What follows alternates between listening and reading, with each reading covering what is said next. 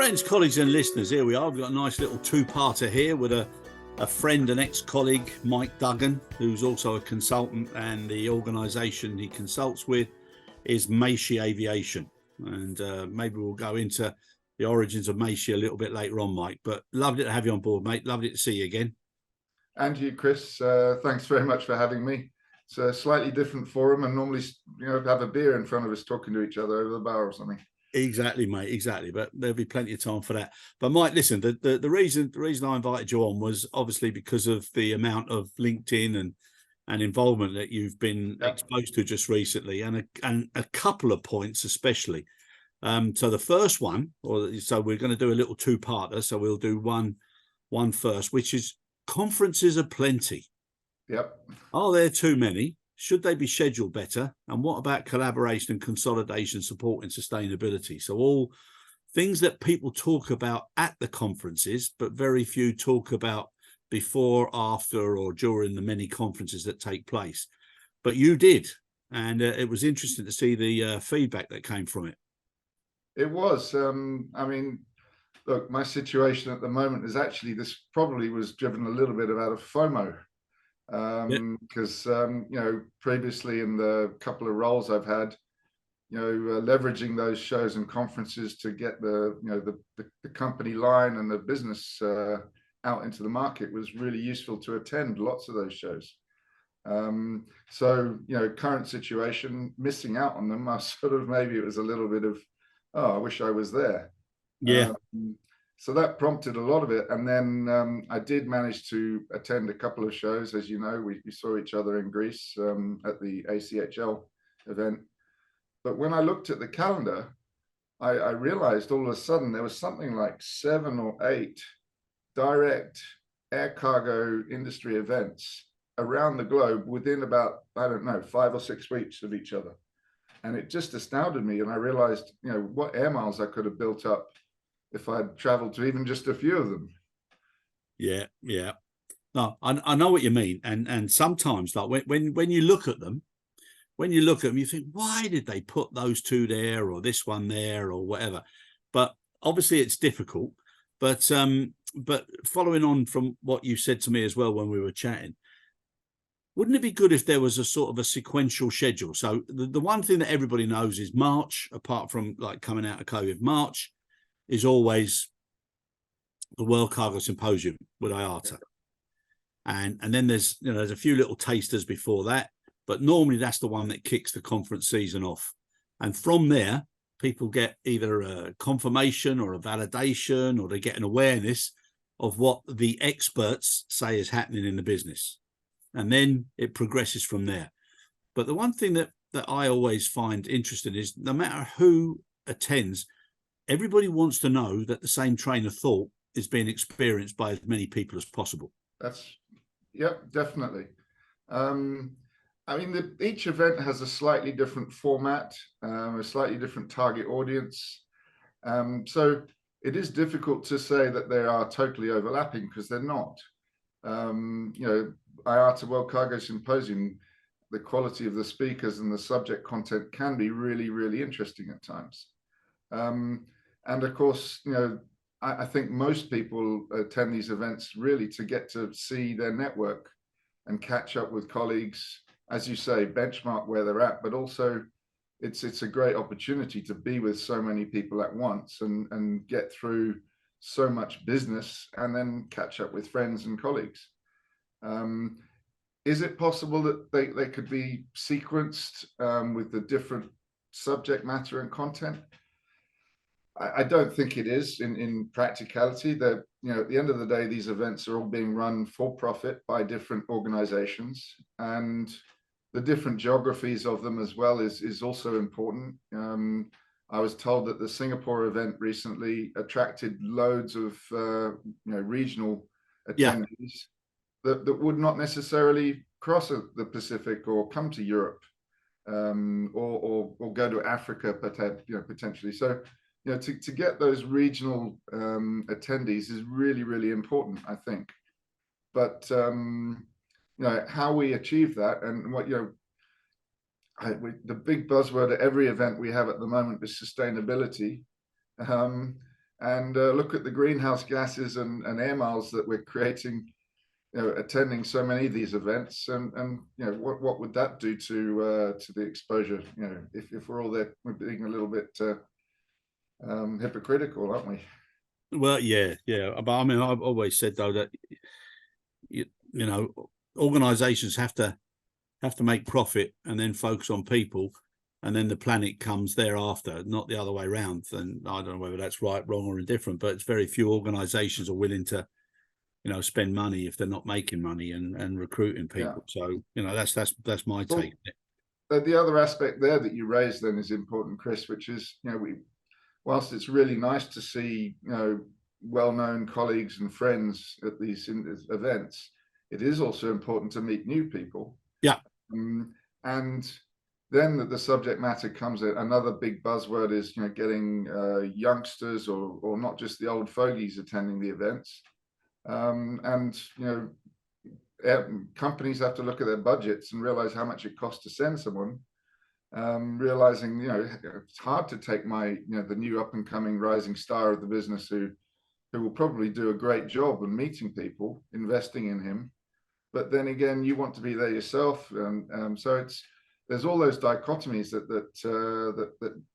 fight against each other. So it is, yeah, no, it is, and that's what people don't recognize. And I must say, I've had the pleasure at the last two conferences now working with a group of, we say, younger or new generation, and it's been really rewarding. It's been rewarding for me, and I think it's also been good for them, because I can give them a different perspective as well, whereby it's not good enough just to keep saying what's wrong.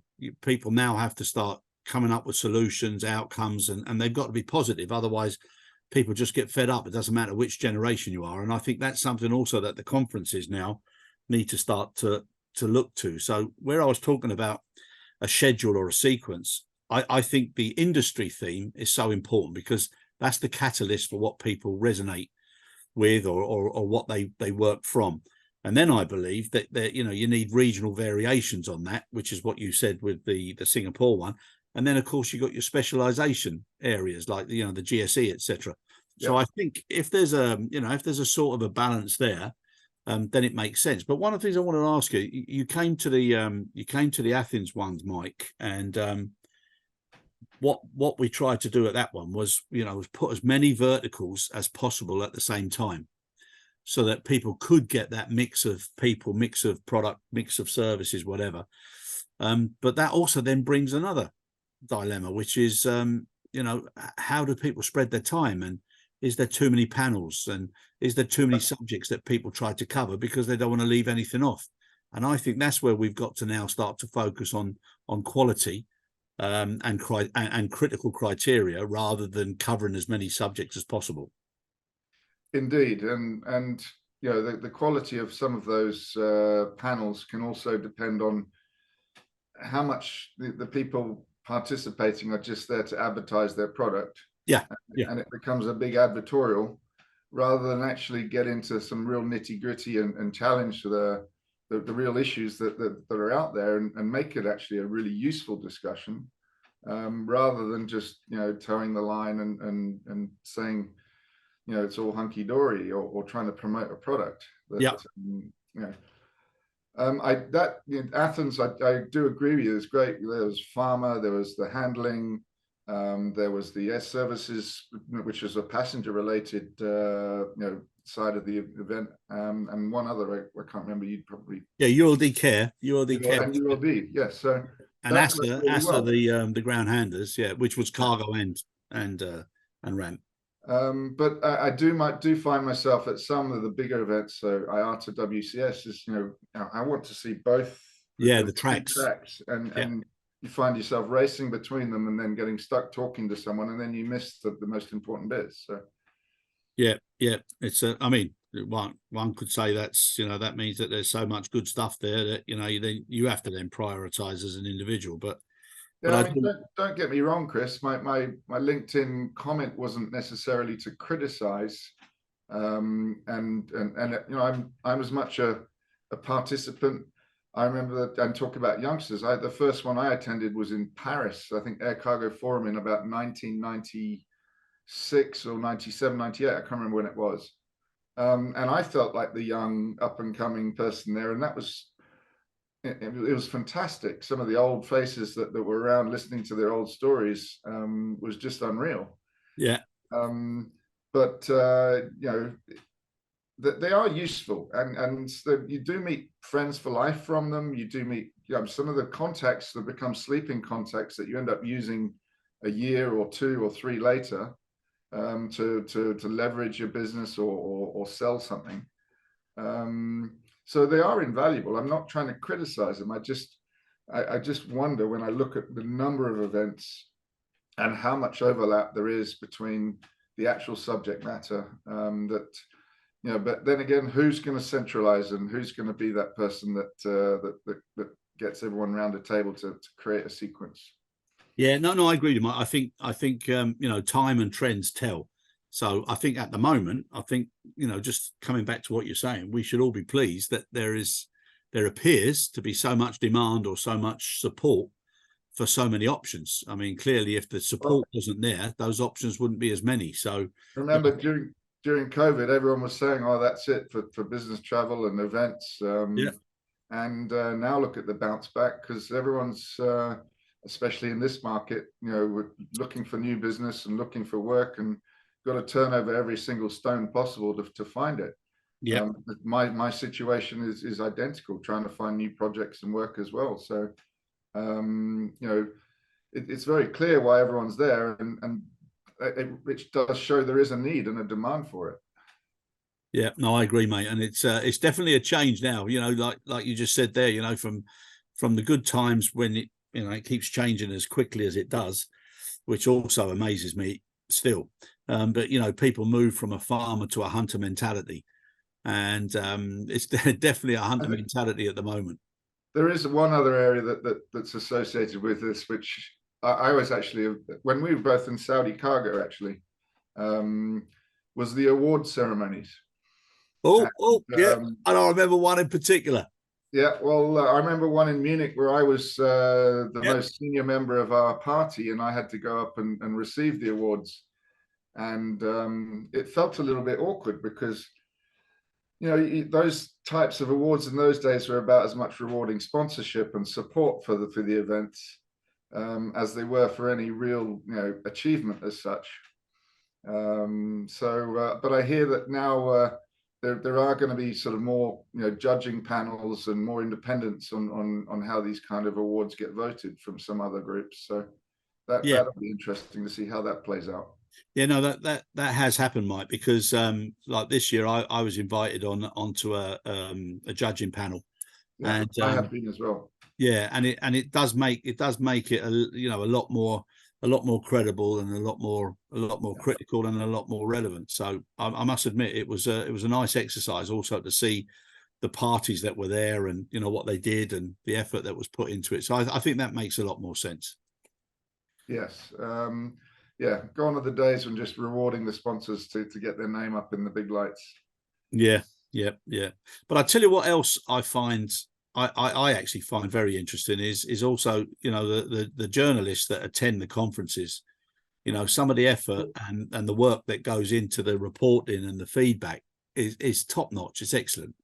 It is, although, and this is where they get to show some of their individual skills rather than just regurgitating press releases. Yes. Because they can actually talk to people and investigate the real stories behind the headlines, and try and get facts. And you and I both know several of these journalists that are better at that than others. And it does help them to get to know the players and find out the real issues and report properly, rather than just you know, being a press release exercise for some new product or event that is being promoted. Yeah, no, exactly.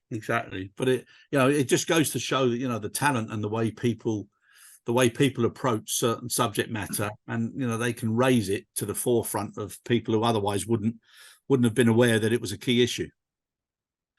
Yeah. Well, therein lies the maybe we've answered the question: are there too many events, and are they, you know, properly attended? Well, I think maybe the answer we're talking ourselves around to is that they are worthwhile, and You know, if the demand wasn't there, if the journalists didn't have to tell their story, people didn't want to find new business and mix with colleagues and suppliers, and then they wouldn't be happening. So exactly. So, Mike, listen, thanks very much. I think we cleared that one up. And dare I say, where will I see you next? I'm not sure. Oh, look, 2024 is just around the corner. Let's see what I'm working on by then. That'll probably dictate where I'm going to. Potentially, I've got a small event in Dubai in a couple of weeks' time. Hopefully, I'll be playing rugby again at the Sevens. Yeah, don't laugh. 54, still playing rugby. It's quite amusing. But then, yeah, I might catch you in Abu Dhabi down at the ACE event, maybe. Yeah. All right, Mike. But wherever it is, it's always a pleasure, mate. And nice memories, fond memories of spending a lot of time together in various positions and companies. You helped me through some good Saudi days. It was good to form some strong friendships there. Yeah, 100%, Mike. Take care, my friend, and we'll have another session with you very shortly. And that one's on recruitment challenges. Look forward to it.